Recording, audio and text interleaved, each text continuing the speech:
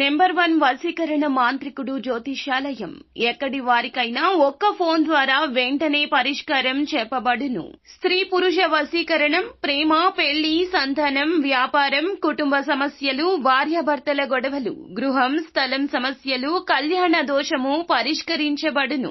దుష్ట శక్తులు తీయబడును. నాగదోషం తీయబడును. నాగబంధన, గుప్త నిధులు, ధనం, లంకె బిందెల కొరకు గురువు గారిని సంప్రదించండి. మీరు కోరుకున్న వారిని మీ వద్దకు చేర్చాలా?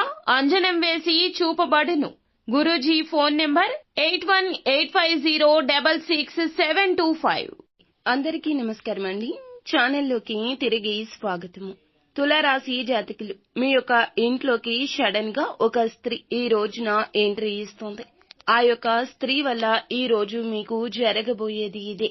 జూలై మాసంలో 15వ తేదీ అనగా మంగళవారం తేదీ నాడు వీరి ఇంట్లోకి రాబోతున్న ఆ స్త్రీ ఎవరు, ఏం జరగబోతుంది తదితర అన్ని వివరాలు వీడియోలో తెలుసుకుందాము.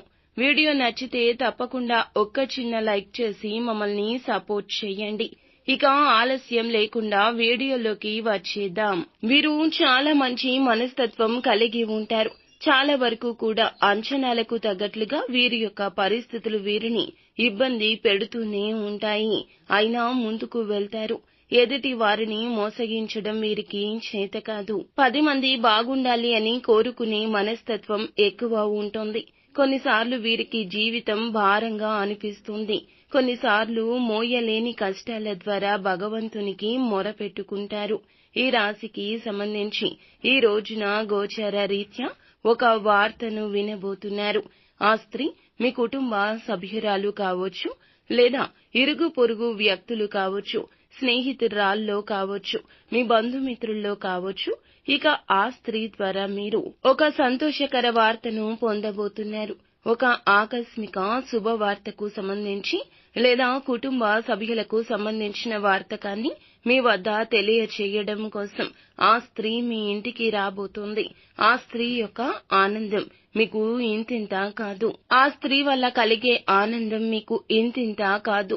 ముఖ్యంగా చూస్తే గనక వ్యాపార జీవితంలోనూ ఉద్యోగ విషయంలోనూ ముందంజ వేయడానికి సమయాన్ని వాయిదా వేయాల్సిన అవసరం ఉంటుంది.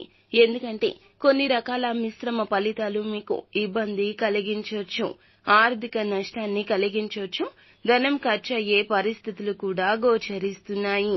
ఇక ధనాన్ని ఖర్చు చేసేటప్పుడు 1కి 10 సార్లు ఆలోచించి నిర్ణయం తీసుకోండి. ఇక పెట్టుబడులు పెట్టే విషయంలో మీకు అనుకూల వాతావరణం నడుస్తుంది. అలాగే ఉద్యోగ రీత్యా స్థాన మార్పులు కలిగే అవకాశం ఉంది.